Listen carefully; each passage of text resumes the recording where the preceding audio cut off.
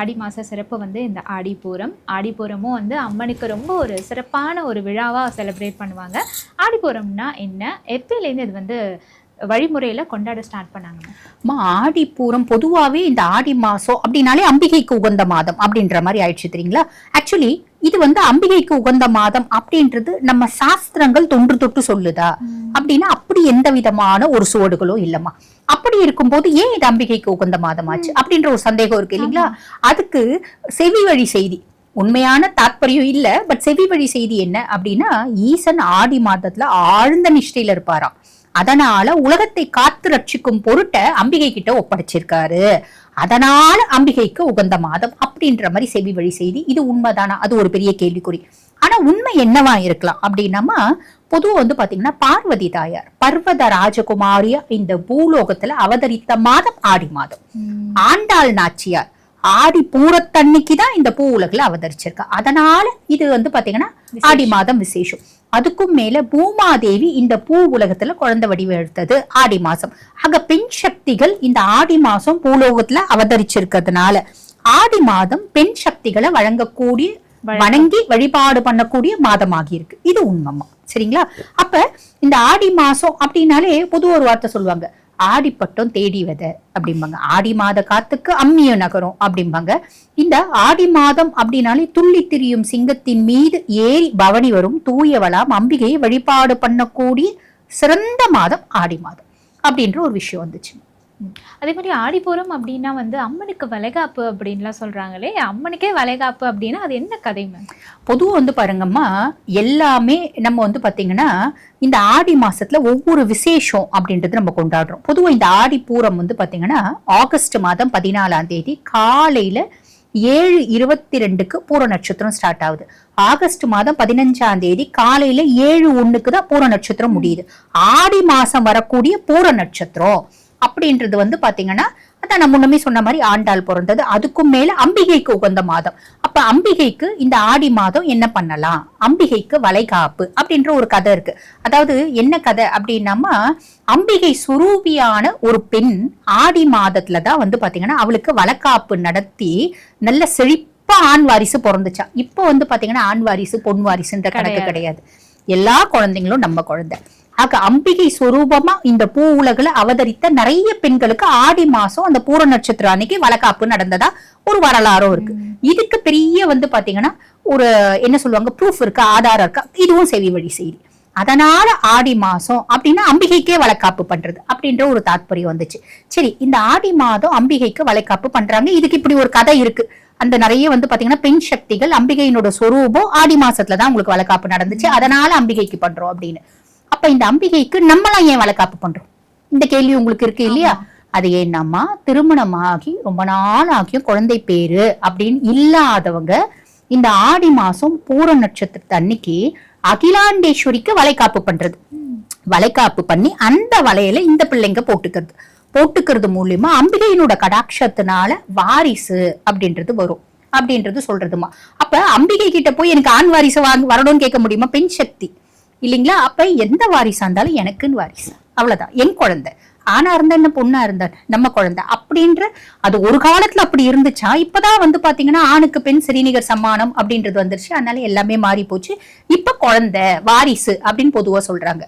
அப்ப இந்த ஆடிப்பூரத்தன்னைக்கு பொதுவா வந்து பாத்தீங்கன்னா 2 விதமான வழிபாடு அப்படின்றது இருக்கு. இப்ப சைவமார்கள், அதாவது சிவ வழிபாடு பண்றவங்க, அம்பிகை சக்திசம் வழிபாடு பண்றவங்க அம்பிகையை வழிபாடு பண்றாங்க. அதே மாதிரி வைணவமார்கள் ஆண்டாள வழிபாடு பண்றது உண்டு. ஸ்ரீவில்லிபுத்தூர்ல பிரம்மோற்சவம் ரொம்ப விமர்சையா நடைபெறும். அதே மாதிரி அகிலாண்டேஸ்வரி கோயில் அப்படின்னா காந்திமதி திருநெல்வேலி கோயில் இருக்கு பாத்தீங்களா, அங்க ரொம்ப விமர்சையா வந்து பாத்தீங்கன்னா ஆடிப்பூரம் அம்பிகைக்கு வளைகாப்பு அப்படின்னு நடக்கும். அந்த கோயில்கள்ல மட்டும் தானா? இல்லம்மா, நம்ம வீட்டு பக்கத்துலயே எத்தனையோ அம்பிகையினோட கோயில்ல வளைகாப்பு அப்படின்றது நடக்கும் இல்லைங்களா. அப்ப இந்த சாமானிய மக்கள் குழந்தை வரத்துக்காக அன்றைய தினம் வளைகாப்பு அப்படின்றது நடத்துறது உண்டு. இப்ப கோயிலுக்கு போய் வழிபாடு பண்றதும் ஒண்ணு இருக்கு, வீட்டுல வழிபாடு பண்றதும் இருக்கு. இப்ப பொதுவா ஒரு சிலர் கோயிலுக்கும் போயிட்டு வந்து வீட்லயே வழிபாடு பண்ணுவாங்க. அந்த மாதிரி பக்கத்துல இருக்க அம்பிகையினோட கோயில் அங்க போயிட்டு வளையல் கொண்டு போய் கொடுக்கணுமா. வளையல் அப்படின்னும் போது பொதுவா பச்சை நிற வளையலும் சிவப்பு நிற வளையலும் தான் வந்து கொடுக்கும். ஆமா, சிறப்பு. இதுல என்ன தாற்பயம் சந்தேகம் வருது இல்லையா? இந்த பச்சை அப்படின்றது ஜோதிட ரீதியா புதன் பகவானுடைய காரகத்துவத்தை குறிக்குது. ஒரு குழந்தை பிறக்கணும்னா குழந்தை நல்ல புத்திசாலியா இருக்கணும். மக்கு பிள்ளையா 100 வயசு வரைக்கும் இருந்து கொடுத்தா என்ன பிரயோஜனம்? குழந்தை நல்ல புத்திசாலியா இருக்கணும், நல்ல பேசக்கூடிய திறமை இருக்கணும், நல்ல பகுத்தறிவு அப்படின்றது இருக்கணும், சொல் புத்தி, அதுக்கும் மேல சமயோஜித புத்தி அப்படின்றது இருக்கணும். இப்படி நிறைய விஷயங்களுக்கு காரகன் யாரு அப்படின்னா புதன் பகவான். ஆக புதன் குழந்தைங்களுக்கு நல்லா இருக்கணும் அப்படின்ற பொறுத்துதான் வந்து பாத்தீங்கன்னா பொண்ணுங்களுக்கு சீமந்தம் பண்ணும் போதே பச்சை வளையல் போடுவாங்க, பார்த்திருப்பீங்க. அடுத்து சிவப்பு வளையல் போடுறாங்க. அதனோட காரணம் என்ன? அந்த சிவப்பு அப்படிங்கிறது செவ்வாய் பகவானை குறிக்கிறதுமா. ஒரு குழந்தை பிறக்குது அப்படின்னா குழந்தை ஆரோக்கியமா பிறக்கணும். குழந்தைக்கு செவ்வாய் நல்லா இருந்தாதான் ஆம்பளை பிள்ளையா இருந்தாலும் சரி, பொம்பளை பிள்ளையா இருந்தாலும் சரி, வீர தீரம், தைரியம், தன்னம்பிக்கை, இது எல்லாமே இருக்கும். அதுக்கும் மேல உடல் சார்ந்த உபாதைகள்னால குழந்தை கஷ்டப்படக்கூடாது. அதுக்கும் மேல தாய்க்கு சுகப்பிரசவம் நடக்கணும். இது அத்தனைக்கும் காரகன் யாரு அப்படின்னா செவ்வாய். இதை வந்து உணர்த்தும் பொருட்டு தான் பச்சை வளையல், அதே மாதிரி சிவப்பு வளையல் அப்படின்றது இருக்கு. அம்பிகைக்கும் அந்த வளையல் தான் போடுவாங்க, இதை உணர்த்தும் பொருட்டு தான். ஆக அம்பிகைக்கு எதுக்கு போடுறாங்க? அம்மா, எனக்கு பிறக்கக்கூடிய குழந்தை இந்த மாதிரி புத்திசாலியாகவும் செவ்வாய் நல்லதாகவும் இருக்கணும் அப்படின்றது. இந்த வளையல் மட்டும் தானே போடுவாங்க? இல்லம்மா, மங்களகரமான நிறங்கள் எல்லாமே போடுறது. மஞ்சள் நிறம் குருனோட காரகத்துவம். ஒரு குடும்பத்துல வந்து பாத்தீங்கன்னா நிம்மதி இருக்கணும், சந்தோஷம் இருக்கணும், கௌரவம் இருக்கணும், மரியாதை இருக்கணும்னா குருனோட காரகத்துவம் இருக்கணும். சமுதாயத்துல 4 பேர் என்னை பார்த்து வணக்கம் பண்ணணும், 4 பேரை பற்றி அப்படின்னு சொல்லக்கூடாது இல்லையா? அதுக்கு குருனோட காரகத்துவம் இருக்கும். ஆக அதை உணர்த்தும் பொருட்டு வந்து பாத்தீங்கன்னா அது மட்டும் இல்லாம குழந்தை வந்து நல்ல வேகம் இருக்காது, விவேகத்தோட கூடிய வேகம் இருக்கும். குரு சுய ஜாதகத்தை நல்லா இருந்தா நல்ல ஆசானா இருப்போம். இப்படி பல கனெக்ஷன்ஸ் அப்படின்றது இருக்குதாம செய்யுது. அப்ப அந்த மாதிரி நிற வளையல் போடுறது உண்டு. அதே மாதிரி அடர்ந்த ரோஜா பூ நிறம், அந்த குலாப் கலர்னு சொல்லுவாங்க, ரோஸ் கலர்னு சொல்றாங்க பாத்தீங்களா, அந்த நிறம் வளையல் போடுறது உண்டு. அது எதனாலன்னா மகாலட்சுமியோட சொரூபமா, மகாலட்சுமிக்கு பிரியமான நிறமா அது, அதனால அப்படி போடுறது உண்டு. இப்படி ஒவ்வொன்றுத்துக்கு பின்னாடி ஒவ்வொரு நம்ம வந்து பாத்தீங்கன்னா முன்னோர்கள் சில விஷயங்களை சொல்லியிருக்காங்க அப்படின்னா அதுக்கு பின்னாடி சில ஜோதிட ரீதியான உண்மையும் இருக்கு, அதுக்கு பின்னாடி மருத்துவ ரீதியான உண்மையும் இருக்கு, அதுக்கு பின்னாடி ஆராய்ச்சி பூர்வமான உண்மையும் இருக்கு. ஏன் கண்ணாடி வளையல் தான் போடணும்? ஏன் மேம் அது? ஏன்னாம்மா ரொம்ப எளிமையா சொல்லணும் அப்படின்னா, இப்ப தாயாருக்கு போடுறது 2வது. இப்ப நம்ம வந்து பெண்கள் சீமந்தம் செய்யும் போது கண்ணாடி வளையல் தானே போடுறாங்க. அந்த கண்ணாடி வளையல் போட்டு கை ஃபுல்லு வளையல் போட்டு வச்சிடுறாங்க. அப்ப அந்த குழந்தை வயிற்றுக்குள்ள இருக்க குழந்தை அதனோட செவி கேட்கும் திறன் இந்த கண்ணாடி சத்தத்தை கேட்டு கேட்டு கேட்டு அதுக்கு வந்து பாத்தீங்கன்னா கேட்கும் திறமை அதிகரிக்குமா. புரியுதுங்களா? அபிமன்யு கதை சக்கரவியூகத்தை சொல்லுவார் பாத்தீங்களா, அந்த மாதிரி குழந்தைங்க கேட்குமா வயிற்றுக்குள்ள இருக்க குழந்தைங்க. அதே மாதிரி இந்த சத்தத்தினால அதுக்கு ஒரு தாலாட்டு பாடுற மாதிரி இருக்குமா, அது சந்தோஷமா இருக்கும். கர்ப்பத்துல இருக்க குழந்தை சந்தோஷமா இருக்குன்னா பின்னாடி வாழ்க்கையில அது நிறைய விஷயத்த சாதிக்கும். கர்ப்பத்துக்குள்ளேயே அது ரொம்ப கஷ்டத்துல இருக்குன்னா பின்னாடி அது டிப்ரெஷன் நோக்கி போகும். அதனால இப்படி ஒரு விஷயம். அப்ப எத்தனை வருஷமா அதாவது சீமந்தம் செய்யறது அப்படின்றது இருக்கு, எத்தனை ஆயிரம் வருஷங்களா இருக்கும். அப்பயே நம் முன்னோர்கள் ஒரு மருத்துவத்தையும் ஒரு விஞ்ஞானத்தையும் அதுல கொண்டு வந்து சேர்த்திருக்காங்க. கவனிச்சிங்களா? ஆக இந்த மாதிரி நிறைய விஷயம் சொல்றது உண்டு. இப்ப அம்பிகைக்கு கண்ணாடி வளையல் போடும்போது கண்ணாடி அப்படின்னாலே ஒரு சுபம், ஒரு மகிழ்ச்சி, மங்களகரம் அப்படின்றதுக்கு. அப்ப அம்பிகைக்கே போட்டு அழகு பாக்குறோம் அப்படின்னும் போது அம்பிகை சீமந்தம் முடிச்ச பின்னாடி மறுநாள் வந்து அந்த வளையல் கொடுப்பாங்க பக்தர்களுக்கு. அன்றைய தினமே கொடுக்கறதும் உண்டு. நிறைய கோயில்ல அன்றைய தினமே கொடுக்கறது உண்டு. ஒரு சில கோயில்ல இன்னைக்கு கொடுத்துட்டு நாளைக்கு வந்து வாங்கிட்டு போவாங்க. அன்றைய தினம் பிரசாதமா வளையல் தான் கொடுப்பாங்க எல்லா கோயிலையும் பெரும்பாலும். அந்த வளையல கொண்டு வந்து நம்ம போட்டுக்கும் போது நமக்கு அந்த மன மகிழ்ச்சி, அதீத வந்து பாத்தீங்கன்னா அதிர்ஷ்டம் அப்படின்னு வர்றது அப்படின்றது மக்களோட நம்பிக்கைமா. இது நம்பிக்கை மட்டும் இல்ல, அதையும் தாண்டி உண்மை அப்படின்னு சொல்லலாம்.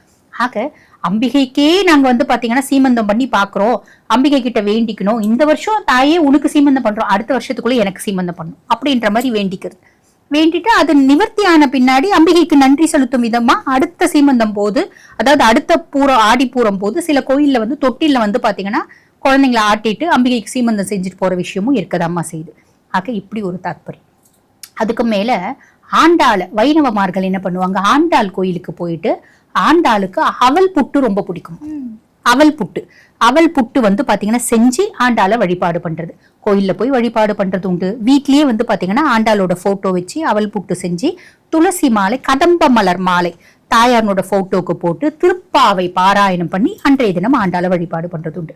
வீட்லயே அம்பிகை வழிபாடு பண்றோம் அப்படின்னா மாலை கட்டுறது, இந்த வளையல் மாலை கட்டுறது. இது வந்து பாத்தீங்கன்னா 11 வளையல், 21 வளையல், 51 வளையல், 108, 101 வளையல், இப்படி வந்து பாத்தீங்கன்னா கட்டி மாலை போட்டு 108ல பெருசா இருக்கும், அது வந்து கோயில்ல பண்றது உண்டு. அந்த மாதிரி மாலை கொண்டு போய் போட்டு அம்பிகையை வழிபாடு பண்றது உண்டு. அம்பிகையை வழிபாடு பண்றோம் அப்படின்னா அன்றைய தினம் வீட்டுல வழிபாடு பண்றோம் அப்படின்னா ஒண்ணு லலிதா சஹஸ்ரநாமம், இல்லைன்னா அபிராமி அந்தாதி 100 பாடல், 101வது பாடல் 100 பயனையும் நம்ம வந்து பாராயணம் பண்ணிட்டு அம்பிகைக்கு சக்கரை பொங்கல் நிவேதனம் பண்ணும். சக்கரை பொங்கல் நிவேதனம் பண்ணி இவங்களோட வேண்டுதல் என்னம்மா, இப்ப ஆடிப்பூரம் அப்படின்னாலே குழந்தையின்மைக்கு அப்படின்றது மட்டும் இல்லம்மா, அம்பிகை குழந்தை மட்டும் தானே கொடுக்கக்கூடியவ, உலகத்துல இருக்க அத்தனை யோகங்களையும் கொடுக்கக்கூடியவ தாயார். உன்னுடைய வேண்டுதல் என்ன? குழந்தை இல்லைன்னு வேண்டிக்கிறியா, வேண்டிக்கோ. இல்லம்மா எனக்கு வந்து வீடு கட்டணும்னு வேண்டிக்கிறியா, வேண்டிக்கோ. எனக்கு நல்ல வேலை கிடைக்கணும்னு வேண்டிக்கிறியா, வேண்டிக்கோ. நான் வெளிநாட்டுக்கு வேலைக்கு போகணும்னு வேண்டிக்கிறியா, வேண்டிக்கோ. நான் நல்லபடியா பாஸ் ஆகணும்னு வேண்டிக்கிறியா, வேண்டிக்கோ. நான் வெளிநாட்டுல போய் ஹையர் எஜுகேஷன் படிக்கணும்னு நினைக்கிறியா, வேண்டிக்கோ. என்ன உன்னோட வேண்டுதலும் நீ கேளு, தாயார் கொடுக்க போறா. இடையில நம்ம எல்லாம் யார் இல்லையா? இந்த மாதிரி வேண்டுதல் வச்சு வழிபாடு பண்றாங்க அப்படின்னு சூப்பரா. கண்டிப்பா அடுத்த ஆடி போறதுக்குள்ள சில சங்கல்பம் வச்சுப்பாங்க, அம்மா இந்த ஆடிப்புறம் வேண்டிக்கிறேன், அடுத்த ஆடி போறதுக்குள்ள நடத்தி கொடுத்துருவோம் அம்பிகை. அதான் உண்மை. கூடவே நம்மளோட உழைப்பு அப்படின்றதும் நம்ம செய்யணும், நம்மளோட முயற்சி அப்படின்றதும் செய்யணும். இதுல மாற்றுக்கிறது கிடையாதுமா, இதை இல்லைன்னு சொல்லவும் முடியாது. ரொம்ப அழகா சொன்னீங்க. இப்போ ஆடிப்புறம் பத்தி இவ்வளோ பார்த்தோம் இல்லையா? இன்னொரு விஷயமும் கேள்விப்பட்டேன், இப்போ சீமந்தம்லாம் கூட இந்த ஆடிப்புறத்துல தான் பிளான் பண்ணுவாங்க, அது ரொம்ப விசேஷமா இருக்கும் அப்படின்னு சொல்லிட்டு. ஆமா செய்வாங்கம்மா. அது அந்த மாதங்கள் அவங்களுக்கு கணக்கு வரணும் இல்லைங்களா? கணக்கு வரும்போது இந்த மாதிரி செய்யறது உண்டு. அதே மாதிரி இந்த ஆடிப்பூரம் நம்ம வீட்டுல வந்து வழிபாடு செய்யறோம் அப்படின்னா அந்த ஆஸ்பிஷியஸ் டைம் அப்படின்னு சொல்லுவாங்க பாத்தீங்களா, ரொம்ப வந்து முகூர்த்த நேரம் அப்படின்றது காலை 9:15 10:15 வரைக்கும் செய்யலாம். இப்ப காலை சிறப்பு நேரம்ல காலையில வழிபாடு பண்ணிட்டு சாயங்காலம் கோயிலுக்கு போறது, இல்ல காலையில கோயிலுக்கு போயிட்டு கோயிலுக்கு போறதுக்கு நேரம் கணக்கு கிடையாது, வீட்டுலதான். இப்ப மாலை நேரம் காலையில நான் கோயிலுக்கு போயிட்டு அம்பிகைக்கு ஆடிப்புறம் ஃபங்க்ஷன்லாம் நான் பார்த்துட்டு வந்துட்டேன், பூஜை எல்லாம் கலந்துட்டேன். மாலை நேரத்துல நான் வீட்டுல செய்யணும் அப்படின்ற பட்சத்துல 4:45 5:45 செய்யறது விசேஷம். மத்த நேரத்துல செய்யக்கூடாதுன்னு இல்லை, இந்த நேரத்துல செய்யறது விசேஷம். முழு நாளும் பூர நட்சத்திரம் தானே. இப்போ அதே மாதிரி வீட்டில் வந்து என்னால் ரொம்ப கிராண்டாலாம் பண்ண முடியாது, சிம்பிளாக ஏதாவது ஒரு நைவேத்தியம் அம்பாளுக்கு பண்ணணும் அப்படின்னா என்ன அவங்களுக்கு பிடிச்சதை வச்சு படைக்கலாம்? கிராண்டா பண்ணணும்னு அவசியமே இல்லையம்மா. அம்பிகைக்கு நீ எவ்வளவு கிராண்டா பண்ற அதெல்லாம் அம்பிகை பார்க்க மாட்டா, நீ எவ்வளவு உள்ளன்போட பண்ற, ஏன்னா ஆத்மார்த்தமா வழிபாடு பண்றியா போதும். அப்ப நீ எளிமையா ஒரு 11 வளையல்ல நீ சின்ன மாலை கட்டி அம்பிகையினோட போட்டோக்கு போட்டுக்கோ, சின்னதா ஒரு விளக்கு ஏத்திக்கோ, சக்கரை பொங்கல் நிவேதனம் ஒண்ணு போதும். நிவேதனம் பண்ணிட்டு ஏதாவது ஒண்ணு கண்டிப்பா பாராயணம் பண்ணு, அம்பிகையினோட 108 போற்றி பாராயணம் பண்ணு போதும். நீ பெருசா செய்யல அப்படின்னாலும் எளிமையான விதத்துல செய்யலாம், நல்லது.